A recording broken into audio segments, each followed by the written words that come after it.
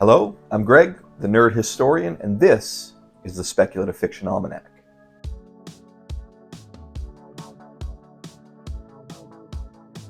Welcome back. It is the week of January 15th through the 21st. This week we are celebrating the birthday of the filmmaker who made Antarctica terrifying, the creator of a new genre called Afropantheology, and a writer who helped create the Weatherlight saga from Magic the Gathering. Each week on this channel, we celebrate the authors and creators who ask, what if? I use speculative fiction to include all hybrid and orthodox versions of science fiction, fantasy, and horror genres. And if I do my job, you'll leave this party excited to read something new.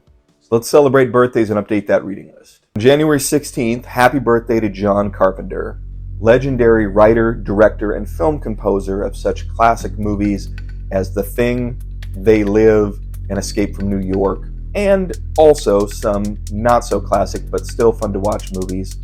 In 2012, Carpenter and his wife, Sandy King, founded Storm King Comics, which publishes horror and science fiction titles. I have to recommend the series Big Trouble in Little China, Old Man Jack, because it's got a Lopan and Jack Burton team-up that is just... January 19th, happy birthday to Oghenechovwe Donald Ekpeki, who is one of the most prominent writers and editors of speculative fiction from Nigeria. He's also the author that coined the genre Afropantheology, and I have a link in the description to an article where he explains the meaning and origin of the genre, but this is my take. It is really hard to get published. It is even harder when the things that you are trying to get published don't fit into an already existing genre niche. If a writer is creating in a new genre, they are taking a huge financial risk, and it has to be something that they're super passionate about. He deeply, deeply cares about the stories that he's telling. Oghenechovwe has been recognized with multiple awards for his writing, a Nebula, a Nomo, and a Locus, and his Twitter is full of dad jokes and puns, which is a huge green flag to me. Here are 3 books he's edited and contributed to. The one I'm most excited to read is Dominion, and I've got links for all of these in the video description. January 20th, busy day. We've got 4 birthdays. Happy birthday to screenwriter, director, comic scribe, and producer, and man of mystery, Geoffrey Thorne. This is his current bio on Amazon. And his Twitter and personal website are deactivated.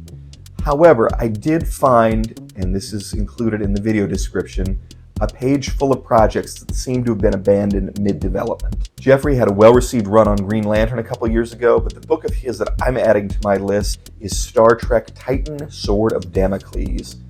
I read about 3 Trek novels last year, but they were all either Next Generation or original series, so I'm very excited to see a more contemporary take on the Trek universe. Also on January 20th, happy birthday to Nancy Kress. I love any author who gets started writing late in life, and Nancy started writing when she was stuck at home with a toddler. I can relate.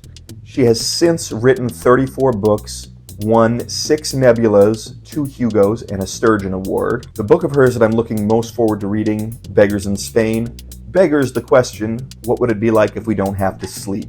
I haven't read it yet, but from the reviews, it's giving me strong Gattaca vibes. Happy birthday to R.L. Salvatore. If you don't know who R.L. Salvatore is, he is responsible for creating much of the lore of Forgotten Realms, which is the most popular campaign in D&D history. I read his first book, Echoes of the Fourth Magic, a couple of years ago, and I remember thinking when I was done, I wish I had found this in high school, because when I had finished Lord of the Rings, this is exactly the kind of fantasy that I was looking for. He does have a new book coming out, Pinquickle's Folly, The Buccaneers, so if you're looking for the new release coming up, that's coming out in April of this year. And last but certainly not least, happy birthday to Kij Johnson.